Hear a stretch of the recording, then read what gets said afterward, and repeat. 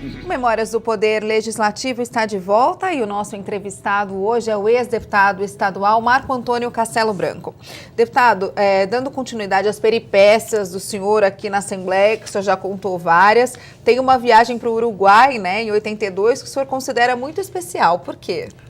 Nós fomos representando a Assembleia Legislativa numa comissão de direitos humanos, que é constituída de jornalistas, advogados, representantes da sociedade civil. O Uruguai vivia uma ditadura muito forte, né? Com vários opositores presos, né? E nós fomos fazer esse exame. Evidentemente que a chegada nós não fomos extremamente bem recebidos, né? Porque mais uma vez, mais uma vez, vem um cara lá, vem essa comissão do Brasil a interferir aqui no Uruguai, principalmente os militares de então, muito receosos da nossa presença. Fomos recebidos pela esposa de um militar que estava preso porque era um dos únicos que não estava de acordo com aquela ditadura. E com outras lideranças políticas caçadas, afastadas do processo político, né? E visitamos e tínhamos que fazer um relatório. E um relatório que foi feito e com grande repercussão, porque na volta para o Brasil, nós trouxemos ao Brasil uma frase muito importante, que o Brasil era a esperança do Uruguai. E nos perguntaram como é que o Brasil é a esperança do Uruguai. O Brasil é a esperança do Uruguai porque, pela sua dimensão, nós precisamos redemocratizar o Brasil, porque atrás do Brasil virão a democratização dos outros países que estão sofrendo a pressão militar, a ditadura militar, como o Brasil está sofrendo. Então, essa posição, novamente, dessa Assembleia Legislativa, dessa Casa, através de um representante seu fora do país, né, uma presença internacional da Assembleia Legislativa de São Paulo. É por isso que eu disse a você, no começo, que nem sempre as coisas de muita importância, de muito destaque que essa Casa fez, chegou ao grande público, né? Essa viagem foi importantíssima. Vocês foram como observadores ali para defender os direitos humanos? Defender os direitos humanos, para pressionar, diante do que é possível pressionar, as autoridades uruguaias, no país deles, né, no Uruguai, a pressionar o Uruguai, para que democratizasse o país e diminuísse a violência daquela ditadura, né? E hoje você vê, hoje um homem que estava preso nesta época que nós fomos, é o presidente do Uruguai atual. Ele estava preso. E hoje é presidente do Uruguai. Então, nós trouxemos essa posição para o Brasil, mostrando que a democratização nossa teria uma grande influência na América do Sul. E como você disse que a gente aprontava bem, eu vou contar uma história.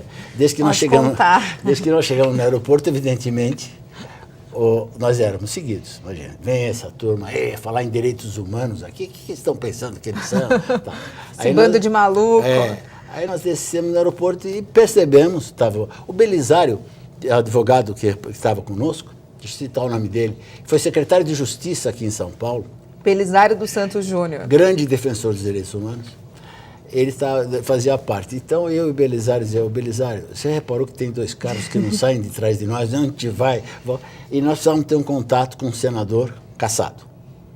Ameaçado, teve preso, saiu, depois preso. Precisávamos ter um contato com ele. Mas nós não podíamos deixar que a autoridade uruguaia soubesse. Porque se ele estava em liberdade, tem contato conosco, era capaz de prendê-lo outra vez. A probabilidade dele voltar à prisão era grande.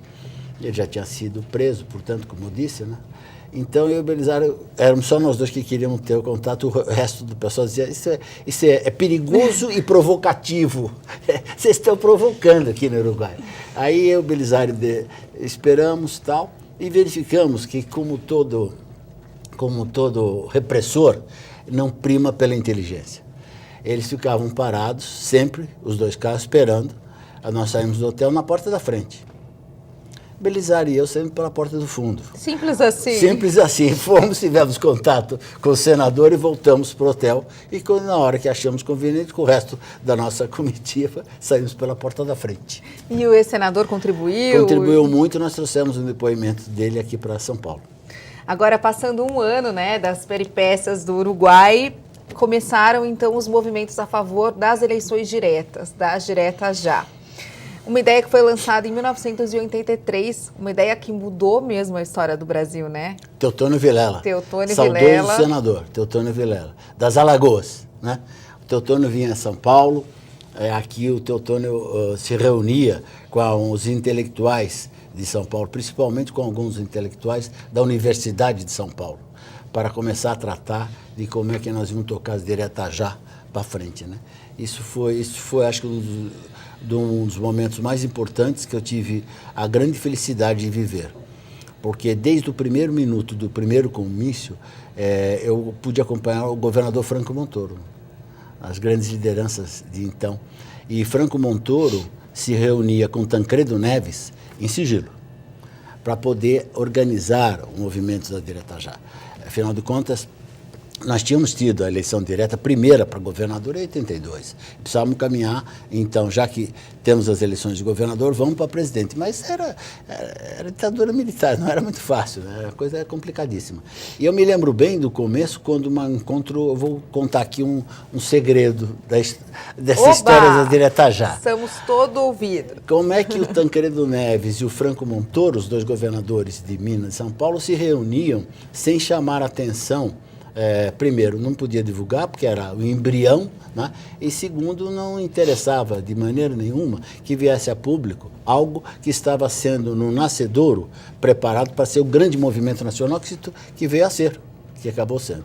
Então, eles se reuniram pela primeira vez em Poços de Caldas. Só os dois. Aqui. Não. Eu era secretário de governo, chefe da Casa Civil do governador Montoro, na época, e eu acompanhei. Nós fomos para um hotel em Poços de Caldas, onde tinha lá um espaço reservado, e os dois governadores conversaram sozinhos, combinando as ações de Minas e São Paulo, dois grandes líderes nacionais, Montoro e Tancredo Neves, para que fosse lançada a ideia. Então, começou com o Tancredo tem um Neves. pezinho mineiro, então. Tem. Desconhecido. Começou com o alagoano, depois o cérebro paulista mineiro, e depois a grande ação de São Paulo. Porque nós tivemos uma forte pressão para que as diretas já esse movimento não caminhasse para frente.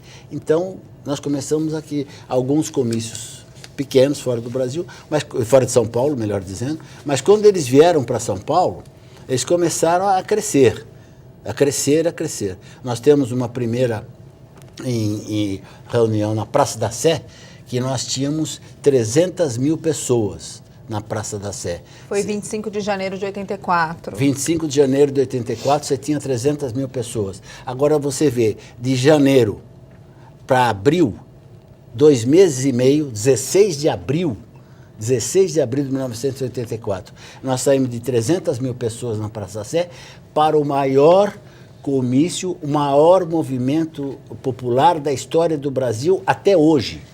1,5 milhão de pessoas no Vale do Anhangabaú, lutando, gritando, direta já. Nunca houve, até hoje, nós estamos em 2014, nunca mais se reuniu 1,5 milhão de pessoas numa praça pública, unidos todos na mesma direção, com o mesmo ideal, com a mesma ideia, né? E aí mostramos aos militares que a nação brasileira exigia as diretas já. Foi assim. Então, me lembro de um comício em Curitiba muito bom, também na origem, estava Osmar Santos. Osmar Santos. Saudoso, né? Saudoso Osmar Santos, locutor de futebol, que nos ajudava muito nessas campanhas. Franco Montoro, Ulisses Guimarães, Miguel Arraes, Fernando Henrique Cardoso, o primeiro time, né? O Dante de Oliveira, que depois que era autor da emenda das diretas já, e mais tarde governador do Mato Grosso, né? O deputado federal, né? Enfim, artistas, muitos artistas que traziam a força do seu nome, né, para o palanque das diretas já, né? E corremos o Brasil com essa mensagem. Foi momentos de extrema importância. Eu me sinto muito feliz por ter podido viajar com essa comitiva por todo o Brasil. Então, repito mais uma vez, é a Assembleia de São Paulo. Não é o Marco Antônio Castelo Branco, é um deputado desta casa que esteve por aí, pelo Brasil inteiro. Quer dizer, mais uma vez... O senhor levou junto o aprendizado daqui, né? Essa aqui foi a minha escola, né? Aprendi aqui nos momentos mais difíceis da ditadura militar. O senhor apanhou muito aqui, né? Assim, modo de falar, mas o senhor foi muito criticado, né? Muito, então isso muito. foi dando... E os colegas me diziam na época, né, porque na época que você caçava o deputado, você caçava por um ato institucional que permitia caçar, e saía, você tinha notícia na Hora do Brasil. Você ligava lá para assistir a famosa Hora do Brasil. Então, assim, o poder militar, através dos institucionais, ato institucional e tal, resolve caçar o mandato e os direitos políticos do senhor fulano de tal. Pronto, lá ia o deputado, caçado o mandato, acabava simplesmente. E muitas vezes eu desci da tribuna dessa casa e os colegas diziam assim, ô Castelo, você está querendo virar manchete na Hora do Brasil, hein? Mas foi por pouco, né? Porque o senhor correu todos os riscos. Eu acho que também. Eu tive sorte, viu? Acho que eu tive sorte. Mas essa direta já,